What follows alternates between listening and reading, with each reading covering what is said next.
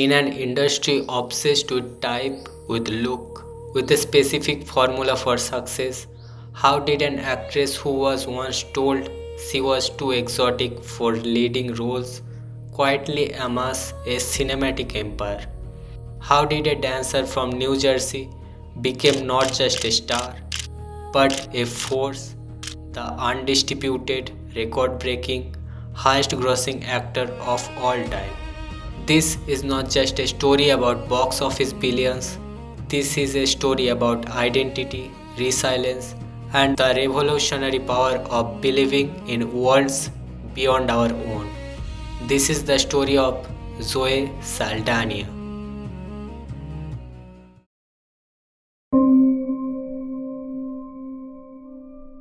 Zoe Edira Zaldania Nazario's story begins not on a soundstage, but in the rhythm of her own feet.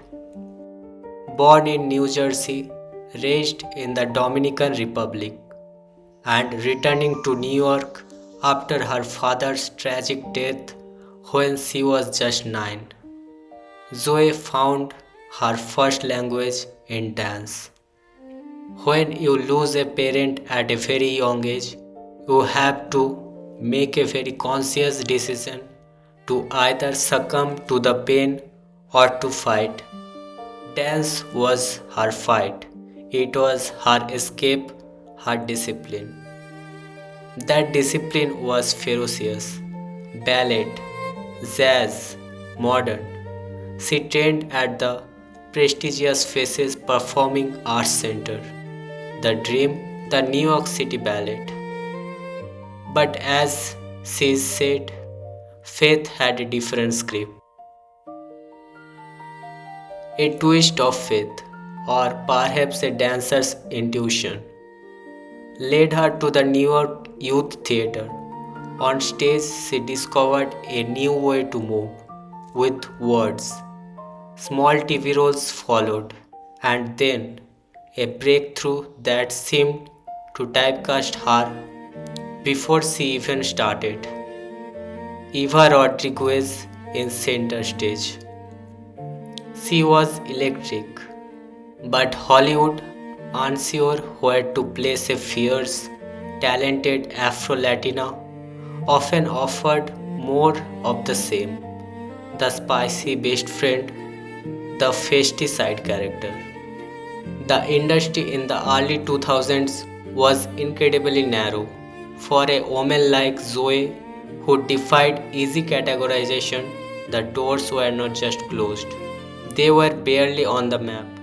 She was not seen as a conventional leading lady. This is the crucible, the moment where many careers fade, but Zoe had a dancer's stamina. She had learned to hold her frame under pressure. She was about to leap into the unknown, literally.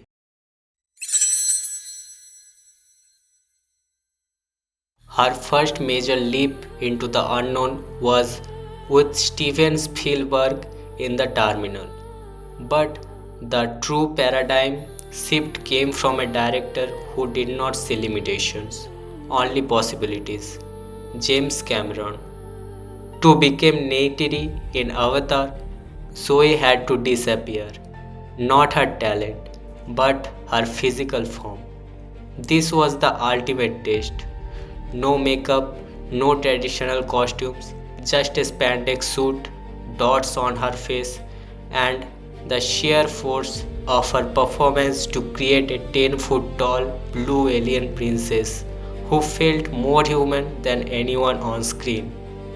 It's the purest form of acting. It's not about your face, it's about your soul's intention. You have to believe you are there, in that world completely. While Avatar was in its marathon post production, she took another iconic role, Nyota Uhura, in J.J. Abrams' Star Trek reboot. She was not just filling Nichelle Nichols' shoes, she was making them her own, bringing a modern wit, intelligence, and strength. In 2009, she did not just arrive, she exploded onto two legendary franchises. But the industry still asked, who is she really? Zoe's answer? All of it. She was the bridge between worlds.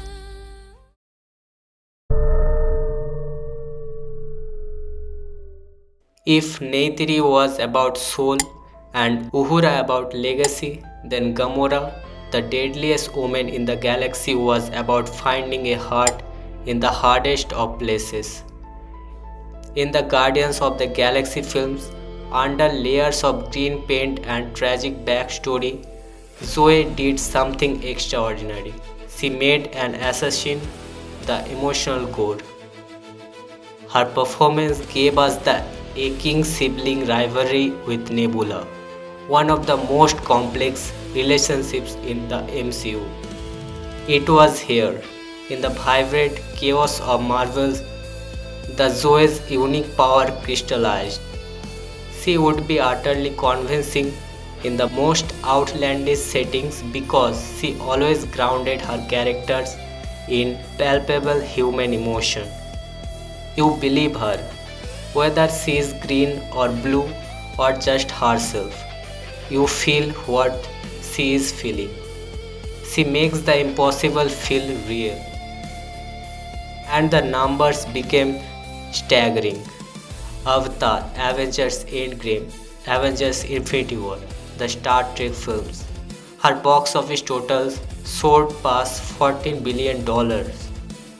She was not just in hit movies, she was in the foundational pillars of 21st century pop culture. The girl once deemed too exotic had become the most bankable star on the planet.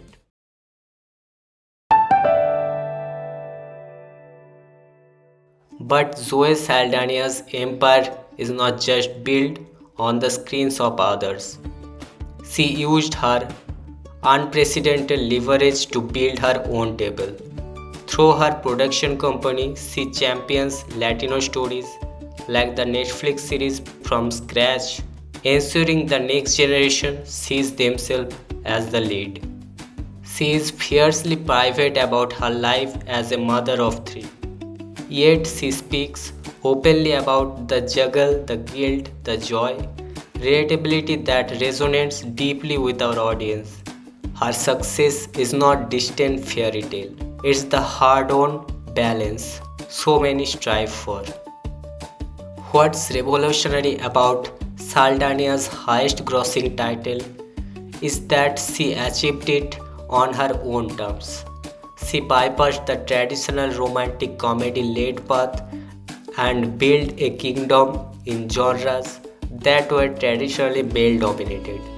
She redefined what a leading lady looks like, literally and figuratively.